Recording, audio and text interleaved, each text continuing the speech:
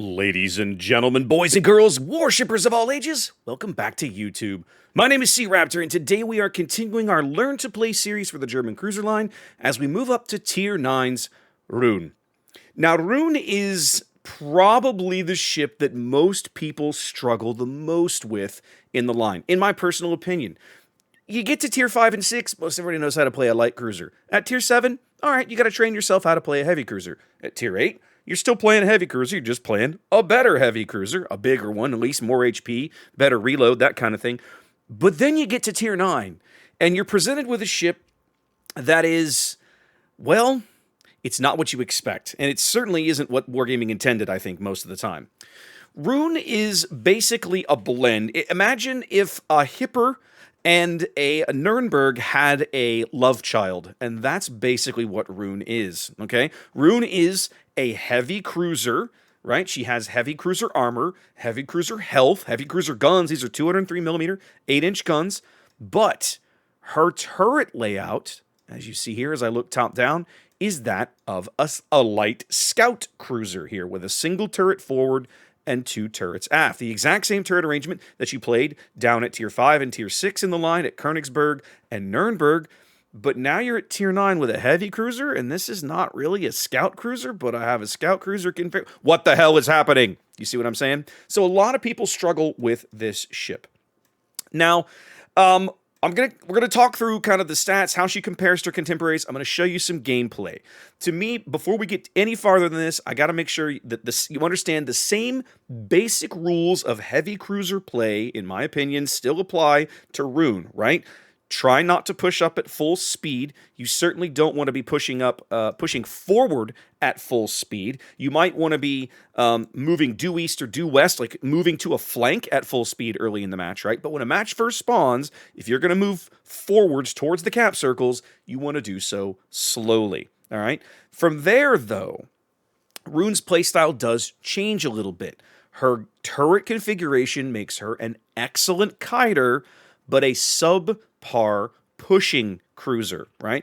When you play Yorck and Hipper, and then when you get to Hindenburg at Tier 10, you're used to having a decent amount of firepower forward, plus those nasty torpedo uppercut punch. If you can get in close to a battleship or a heavy cruiser that doesn't have torpedoes, you can put your torpedoes in the water and wipe that guy out with a big, devastating hit, right? But Roon, with only 1 turret forward, doesn't really lend herself to that kind of play. Compounding that, she only has 1 torpedo launcher right here. It is a quad launcher, but if you remember, Nürnberg, Yorck, Hipper, and Hindenburg all have 2 launchers per side of at least 3 tubes. Hindenburg's are 4 tubes, but at least 3 tubes, right? Roon only has 1 torpedo launcher. So she is, of all the German heavy cruisers, certainly of all the German cruisers, really, Roon is kind of like least equipped for brawling. It's just not what she is really good at. Can she? She can in a pinch, but it's not the right way, quote unquote right way. It's not the optimal way, I suppose, let's say, to play the ship. Let's take a look around, okay? Survivability, 49,500 hit points. This is a huge hit pool for a Tier 9 regular tech tree heavy cruiser, okay? You have a lot of advantages just because of your health pool. On top of that, and I'll mention it while we're here talking about her health pool, she starts off with 4 charges of repair party. I have 5 here because I have superintendent on this captain, but yeah, so you have basically 50,000 hit points in your heavy cruiser, and you have 4 repair parties at the start of the game. Like, you don't have to do anything, and you have 4 repair parties. So this is a ship, almost, again, I've said it before in the line, the German cruisers are built for the long haul. Like, Roon comes tailor-made. Like, this is a ship, in the first 10 minutes of a match, you do not want to be anywhere that multiple battleships are shooting at you. And if they are, man, you need to go dark and get the hell out of there, right? That is bad. Don't give up too much health early in a game. Huge health pool. Big advantage here. Keep that in mind. Armor layout. Not unlike what you saw at Hipper down at Tier 8. 27mm bow plating here with, she doesn't have the 40mm strake all the way to the bow. It is 27 mils throughout. She picks up the 40 mils as you kind of come back from the bow. So there's an argument to be made that Roon is a little softer in the bow than Hipper is, but in practice, that argument is kind of crap, right? So I wouldn't sweat it. If you can bow tank it with Hipper, you can basically bow tank it with Roon. It's almost the exact same armor scheme, okay? Quick look at the belt. She does have, Citadel, she does retain the turtle back, okay? Put the torpedo bulge back up. She's got a little bit of that spaced armor thing going on in here, right? Now, her belt is weird. It's kind of hard to see here, right? It starts up here forward of the forward magazine. I've got a 100mm belt, and then you have to look on the inside of the torpedo bulge. It's 90mm back here, and then she's got a bit of an air gap before you actually get to the Citadel wall. Just like Yorck, just like Hipper, just like you'll see at Hindenburg at Tier 10, this ship will take Citadels at long range from plunging fire, but the closer you are getting shot at by high caliber AP, the more likely you are to take a full penetration hit and not a Citadel. Now, that's not to say you can't take Citadels. You will on occasion, but it's less common, certainly the closer you get. Let's see, anything else noteworthy here? Probably 27 mils all in the upper plating. Yeah. So again, just like Hipper, you're looking at 27 mils throughout the tops and the decks and everything. You will take AP bomb hits through the coming in from the top. You will take full HE pins from most of the heavy cruisers you'll face. I'm looking at you, Ibuki or San Luis, right? Those 203mm HE shells will full pin your deck.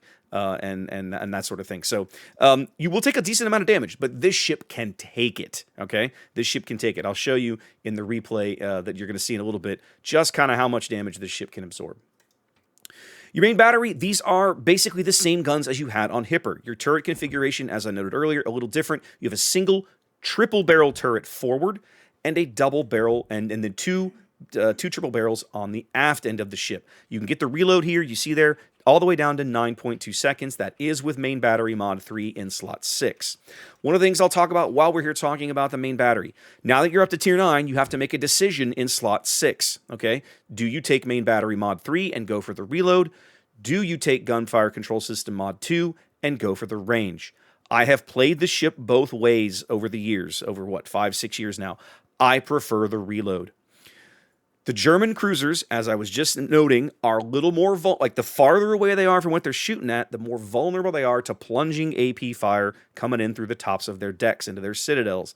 So to me, the quote-unquote optimal range to play almost any German cruiser you can think of is in that 12 to 15 kilometer bubble, right? Like that's your sweet spot. And you don't need this range mod to get there, but that 12% reload buff is really nice. It really turns your DPM up, and yeah, so this is how I play the ship, okay? Roon does have a decent amount of secondary armaments. She's got 3 of these 105s down each side. She's got a few single 150s, 2 on each side, and then she's got this one double turret 150 up forward. Anyway, I've seen people try to build this ship as a secondary cruiser. I don't recommend it. I don't think she has enough guns, right? She just doesn't have enough guns. And of course, they've basically removed secondary builds from the cruisers now, but like even when you could do it, I didn't think it was a good idea. It just doesn't really reward you, honestly, okay? So the main battery is really, really awesome. But again, you are going to have to spend a little time working with, the turret arrangement. The turret layout will confound you on occasion. Let's talk about the torpedoes real quick. We mentioned it earlier. I've got 1 quad on each side on a 90-second reload. Again, you've got an armor scheme that will allow you to work in and use these on occasion, but you can't rely on them, in my opinion. Not the way you can with Hipper and Hindenburg, where you've got basically 6 or 8 torpedoes on each side. Like, I've had situations in Roon where it's like, I'm going to go kill this battleship, and I get in close, and I put my 4 torpedoes in the water, and I land 3 of them, let's say, and the guy lives, and then wipes me out. And it's like, well, that feels bad. So, take that into account when you decide, when you get it in your brain, okay, I'm going to take my Roon, I'm going to go in, I'm going to get these torpedoes on my target. Either make sure you're going to get them all, or make sure the target's low enough that you can afford to only hit him with maybe like 2 or 3, right? Because odds are a battleship will, he'll turn in, he'll try to get bow on you, that kind of thing, and that'll narrow his profile. You might not land them all, so just keep that in mind. The torpedoes are a little more difficult to use because you only have the 1 launcher. Let's talk about Roon's AA. Roon's AA defense is really, really solid for a Tier 9 cruiser. Now, you're seeing buffs here, right? Because I'm running probably the 2-point skill on my captain, and then I got the flag on and the DFAA mod and all that stuff. But I play my Roon for defensive fire. Now, I've said this for other German cruisers, okay? I've said this for Hipper. You'll hear me say it for Hindenburg. I've given my explanation as to why that is in those videos, but here's the thing. On Roon, I think it's more important than any other cruiser in the line. And the reason for that is, again, this is not a pushing ship. You have 3 guns up forward. That's it. Why would you play Hydro? Why would you play Hydro, right? Go bow onto a destroyer with your 3 guns on a 10-second reload. He's going to laugh at you, man. He's going to laugh at you. He probably out DPMs you if you're trying to hunt him in smoke. So I'm telling you, you can take Hydro if you want. It's not bad. It's 6-kilometer Hydro. It's good stuff.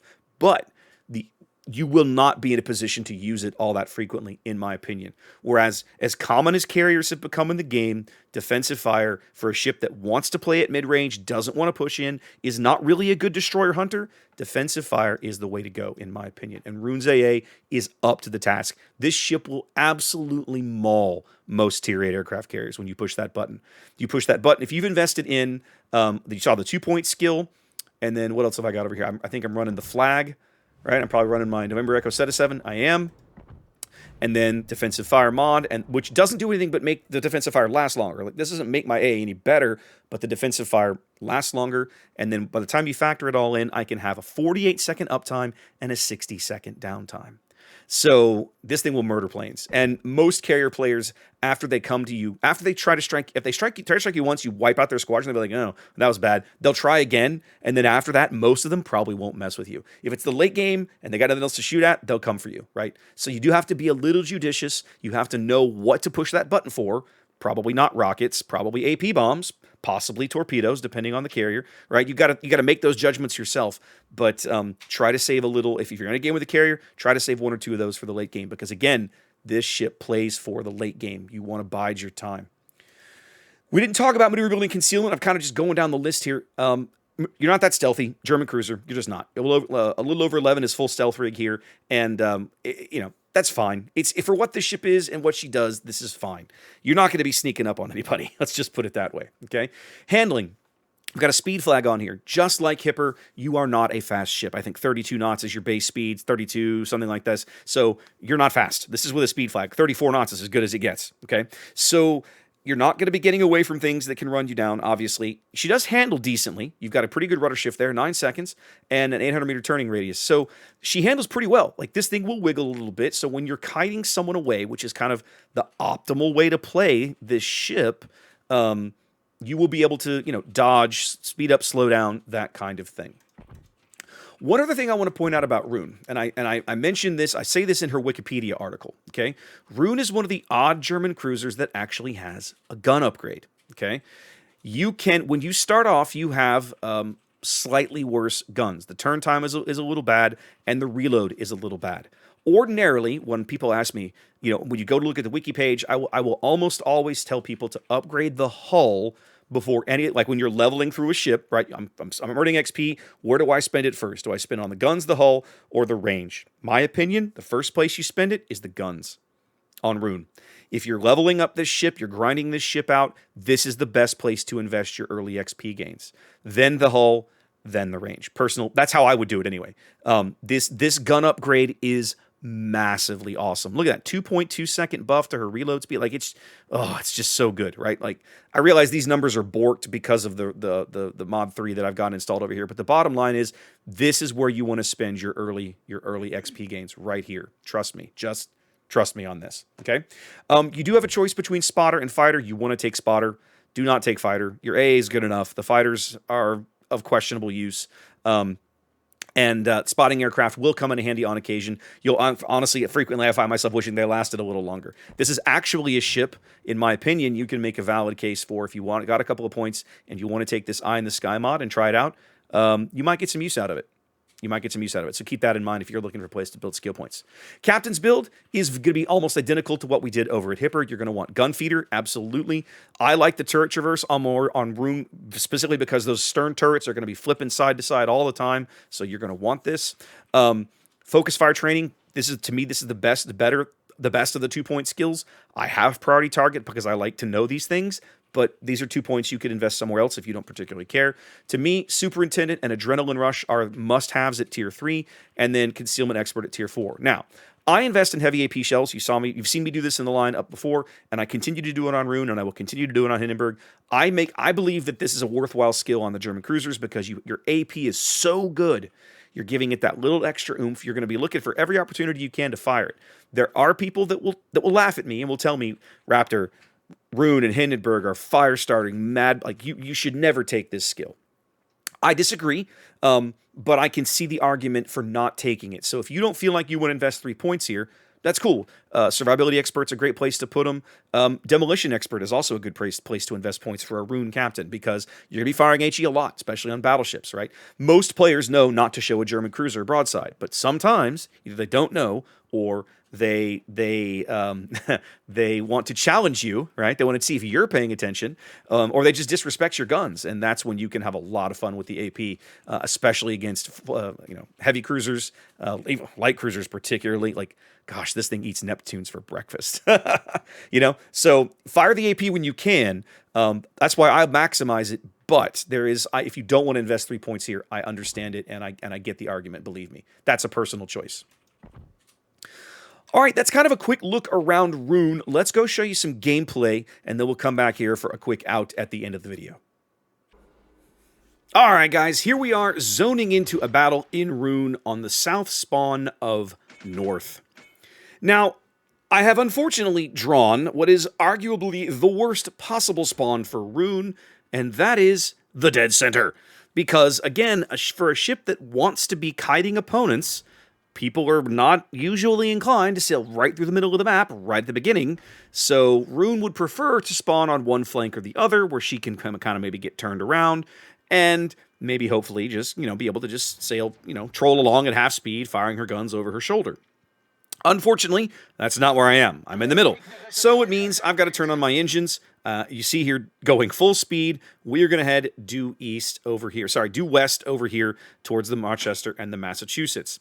Now, the reason I start this particular pick, I looked at the map and the layout of the team, and I thought, Rochester, Massachusetts on this flank, North Carolina's probably going to end up over here. Petro starting out this way.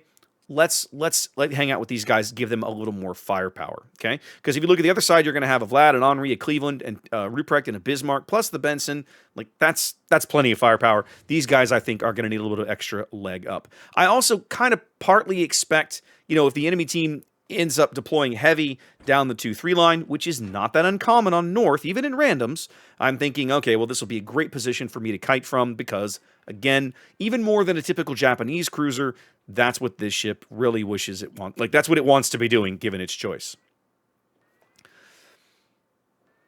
Opposing Hindenburg early, showing me a good shot, but I'm not taking it yet. He's just wandering into range. I could be taking that shot. I'm contemplating a shot on the Orkan, but the island cover means I'm not going to get much. My friendly Petro slaps this Hindi around, and I'm like, okay, that's worth a shot. Now, if you take a look around, you can see that, what am I potentially risking here? The Georgia is kind of flipped out over on the one line. His guns aren't really in a position to threaten me. The Hindi could fire back. The Flandre might throw his bow turrets at me if he wants. But I can probably get away with this shot right now, just because there's not a lot else that really is in a good position, that I'm worried about anyway, to take a shot at me. I popped the spotter plane here for the Flandre because, well, I can't quite see him over the island, and he's right at the edge of my base range. I want to be able to make sure I can continue to hit him as I run south, and I want to be able to see over the island. Sometimes you'll find yourself popping your spotter plane just for the vision, just for the view, to make sure you're landing those shells right where you want them to go. So already here, we're 3 minutes in, and Roon is in her happy place. She's butt to the enemy, kiting slowly to her south. You see I'm trolling at half speed, throwing HE at this soft French battleship, and just doing my thing. There's an argument to be made that I could have maybe gotten an AP salvo right there, but when I'm firing against a French battleship, I will almost always stick to HE. It's reliable, plus you have the possibility of getting the fires to go with it. It's just, against like American and Soviet battleships and stuff, yeah, the AP is really useful, but against like the French and most of the Brits and stuff, man, the HE is usually good enough. The Brits, there's an argument to be made for AP, especially when you start to get in close, but usually at longer ranges, the HE is sufficient. I decided I don't want to go too far over to the east just yet, so we kind of start to ease around back the other way. The game is developing, well, not so great for our team quite just yet. We're down a ship. We did manage to pick up C. Our Petro basically looks like he's going to get an unmolested free shot at taking B. As you can see, there are now 6 ships, including the opposing carrier, on this half of the map. So I'm in the right place to do the kind of kiting stuff that I want to do. It's just a matter of finding the right target. With my spotter plane down, nothing is in range anymore, so now I'm going to have to push back up. That, you see there, so the spotter plane was only up a minute and a half, right? Which is 10, 12 salvos out of this ship. There is a case to be made for that eye in the sky skill if you want it, right? I think it halves the time the plane is up, but it also halves the reload, so it comes back a little quicker and you get more of them.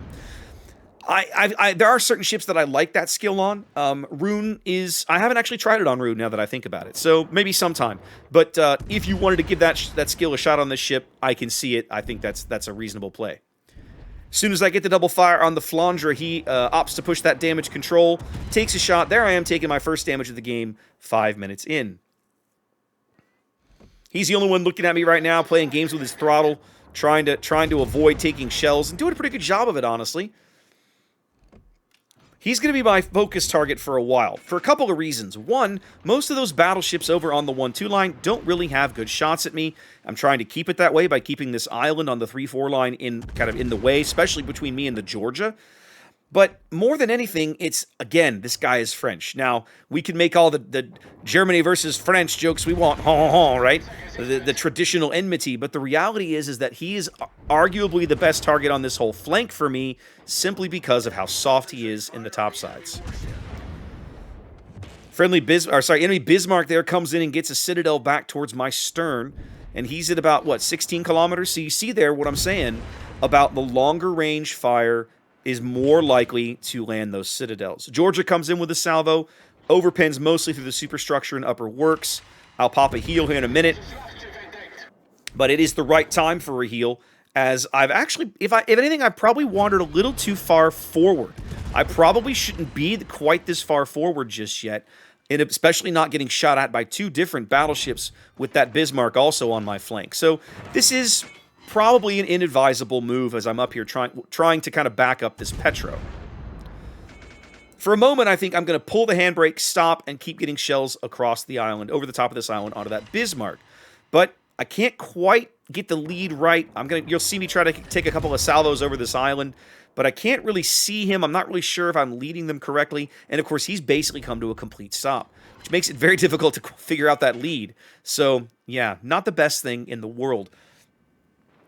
I realize the Petro is starting to get double-teamed between the Georgia and the Flandre, so again, we're going to push out and load the HE, looking for that Flandre again, trying to help out my friendly Petro here. Flandre, there he is, getting a little low. Got to wait where I can get these over the island, and about right there. Going to continue to pick on this guy. He's a really good target for my guns and this, you know, what this ship does well. The struggle is if he decides to run away, well, he's pretty quick and I'm not, so keeping up with him is a bit of a challenge, to say the least. That's about the 4th or 5th fire I've set on that poor guy. But he is going to wander out of my range here in just a second. I'm going to regret not having my spotter plane. In fact, he's going to back off far enough. The team is going to lose sight of him completely. He gets down there, you see, to about 6,500 HP. That salvo, he's already out of my range. That salvo I just took was pointless. It's not going to land. And so now it's basically the Petro versus the opposing Georgia. So for a little while, I'm going to sit here and back up the Petro. We're down 2 ships now, 8 minutes into the game, about 80 points down. The Buffalo's trying to cap C, and we don't have anything in a position to even remotely threaten A, even though our Benson has managed to stay alive. Tier 8 ship in, well, technically a Tier 10 game. They have a Smolensk, we have the Petro, but he's playing really, really well. With the Bismarck moving south, I decide I'm going to move up and try to help these battleships polish him off. I'm not sure why I only got 1 turret there. I started to load the AP thinking he was going to show me that angle. Didn't happen, so swap back to put the HE in the barrels. But by the time my shells arrive, the friendly North Carolina is going to have this guy in the bag. He's already burning down, so it's only a matter of time. There he goes. Georgia is reversing. We have a 30-point lead now as we're getting kind of edging closer towards the halfway mark of the match. You see, I've taken 1 Citadel. I've managed my health pool pretty well. So we're starting to kind of get up to the range where Roon will start to shine. Now, there haven't been a lot of kills in this game, which is, you get down to 6-on-6 and this ship becomes a real monster. Most of the German cruisers are like that. They give you a chance. If you're playing against a German cruiser, you ever get the chance to kill one early, take it. Because the ships become much more deadly the later the game goes. Opposing Edinburgh decides he's going to challenge me. I won't say this is a bad play. I'll say it is potentially a questionable play. The British light cruisers, as good as they are a bit of, I'm up here with my AP. I've got 2 battleships backing me up. This is arguably a really bad matchup for him, even if he's going to go bow on to me. He's actually wandered into my secondary range. I'm going to get some work out of my secondaries this game, which is very unusual for Roon. Ordinarily, she doesn't find herself in a position to make these kinds of plays. But again, you see here, I turn out, I'm kiting because that's where my firepower is. At this point, I'm going to forego the bow turret for a few salvos. I will flip here to bring it back around, but you see as soon as I do that, he does manage some full pins. So understand, every time you're in one of these kiting situations and you decide you're going to turn and get all your guns on target, it's going to cost you some health probably to do that. Between my secondaries, the battleships, the AP, my AP is not overmatching his bow, but I am getting some decent full pins. He's going to go out right here. I'm going to take another good chunk of damage from the Flandre, but we managed to claw back one of the kills that we lost. So, we're now up about 100 points, even though we're down a ship, and the opposing Hindenburg has decided, well, you're a German cruiser, you're a threat. Well, he's not wrong. Now, he was showing me a bit of an angle. I had the AP in the barrel. I took the shot, didn't lead it right. Obviously, not a great shot. And this Hindenburg player is really good. This dude knows what he's about. He's playing very similarly to how I am. He's trolling at mid to low speed, showing angles, firing whatever guns he can get on target, swapping between the HE and the AP as the situation warrants. See how there I get a nice double fire. He immediately puts that out. He is not going to tolerate that for very long. I'm going to pop the spotter plane here, hoping to get shells on this flanger, but the island is still in my way. However, I'm fortunate enough that my friendly carrier has spotted the opposing carrier, who appears to have disconnected or something. So, start dropping HE shells on his deck, because why not? He's not British, right? British carriers, when you're dropping HE on their deck, a lot of times, especially at these kinds of ranges, will just shrug it off because he's got that armored deck. Soviet carriers don't have that problem. You see there, 5 pins, 4K, and a fire. Carrier DCP means that fire won't really stick for very long, but I can continue to land full pins on him, and I'm not the only one shooting him. I believe the Massachusetts is taking pot shots as well. So we're going to get some good damage out of this guy while that Pobeda fighter is up there. You see, it was just disappeared up there on the 3-4 line, and now the Flandre has backed up just far enough I can get these shells over the island. Friendly Pobeda's coming in for a strike. He's going to put some torpedoes into the bow. I get my shells over the island just in time to lose sight of him. He takes 2 torpedoes. A couple of shells is enough. And there is kill number 1. Already at 130,000 damage. As there's now a little less than 8 minutes left to play. The opposing Hindi, you see there, this dude is good. This is textbook Hindi play right here, man. 15 kilometers, throwing the AP at me. No citadels, good full pens, makes me burn a heel. I finally get a fire on back on him. I keep thinking this Massachusetts is going to make meaningful contributions to helping me wipe out this Hindenburg, but it never seems to materialize because that guy is just playing it very, very well. So now with 7 minutes left to play, I'm going to make a mistake. Remember how I talk about Roon is a kiter, Roon is a kiter? Well, I looked at the health pools, dead even. We have about a 175 point lead here, 7 minutes to play. It's on the opposing team to do something.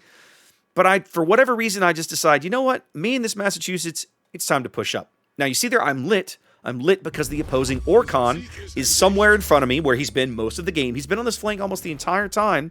And my brain is like, all right, let's do this. We're going to get up here. We're going to push this guy out. And now that the Georgia has polished off the Petro, that feels like the right decision. We're only 100 points up now. And the Georgia has a lot of health left. In fact, he's the healthiest ship left on the enemy team. And he's just only got a Benson to challenge him right now. That feels kind of bad from my perspective. So it's like, all right, now I'm going to do what I probably shouldn't be doing in this ship, and that is moving up. Because sure enough, the Hindenburg, he knows I shouldn't be doing this, and so he starts firing the HE at me. He knows that sooner or later, he'll get enough fires to stick, and I'll be in trouble. I've got a heal coming up soon. He's going to get a fire right here. I'm going to put that out. Probably a mistake. Again, moving up was not my only mistake here. The Massachusetts does get a good hit on him right there for about 8k. I'm trying to pitch in, and then the Orkan shows up right in front of me. And so now I have to make what amounts to a very challenging decision. Do I shoot at the Orkan? Do I keep shooting at the Hindi? I decide, while the Orkan is lit, I need to try and help my team out and put as much damage into this guy as I can. Good hit there, 4k and a Confederate award. But you see, my health pool is kind of dwindling here. My heal is ticking, right? And that's heal number 4, by the way. But between the Orkan and the Hindi, I'm continuing to push up. I should have already turned around, right? I should have already turned around. But I don't. I'm still moving up, and I shouldn't be. I take a shot at the Hindi. Now the George is taking pot shots at me. It's 3-on-1 right now. I can just start to make out the carrier. That second fire that Orkan lands is basically going to doom me. I'm going to get some more chuck damage into this dude, knock him down below 5k. Remember, Orkan has a heal, so I'm going to continue to shoot at him, try and get every bit I can, but the opposing Hindi is going to finish me off. So, I'm in the game officially about 15 minutes. I'd say probably 12 of that in combat. You see there, 150,000 damage and a Confederate. That is a really solid game in Roon. I won't show you the rest of the game. I'm not going to bore you with it. The team does manage to hold on for a win, so I'll put the results screen up here. It is a very nice result, right? You see, they're over 20,000 experience and everything with all the flags and modifiers. So yeah, this was a really solid game for me in Roon, and it kind of showcased kind of what to do in terms of the kiting. And then you see there in the late game, I give you a great example unintentionally of what necessarily not to do.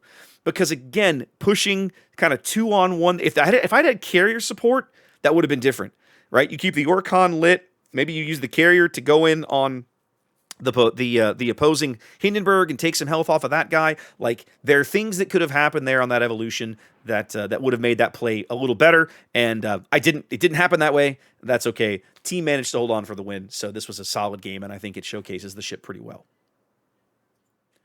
All right, guys. Well, there it is. That is our Learn to Play Roon. I hope it helps. I realize this ship is challenging because of how bizarre the turret layout is. That really throws people off when they first get this ship.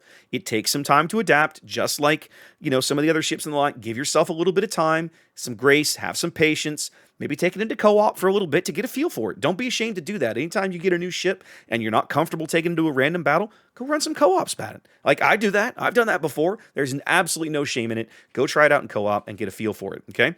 But yes, if you have any questions on Roon, any other comments, suggestions, there's might be something about the ship that you like, a trick you had that I didn't mention, post it in the comments. Let's continue the conversation and help everybody enjoy their Roon a little better. In the meantime, guys, appreciate you watching. Wash your hands, be safe, and I'll catch you next time.